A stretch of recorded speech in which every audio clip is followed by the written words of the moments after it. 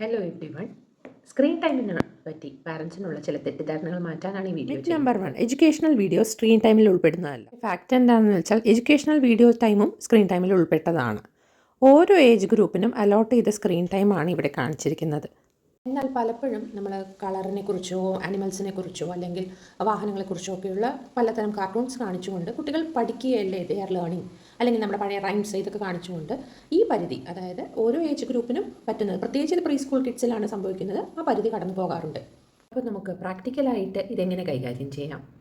മറ്റു കാര്യങ്ങളിൽ എന്ന പോലെ ടോട്ടൽ അലോട്ടഡ് സ്ക്രീൻ ടൈം, അതായത് ആ ഏജ് ഗ്രൂപ്പിന് എത്ര സ്ക്രീനാണോ അലോട്ട് ചെയ്തിരിക്കുന്നത് ആ അലോട്ടഡ് സ്ക്രീൻ ടൈമിനെ നമുക്ക് എഡ്യൂക്കേഷണൽ പർപ്പസായും എൻ്റർടൈൻമെൻറ്റ് പർപ്പസായും ഡിവൈഡ് ചെയ്ത് അതിൻ്റെ ഉള്ളിൽ കാണിക്കുവാൻ ശ്രമിക്കാം.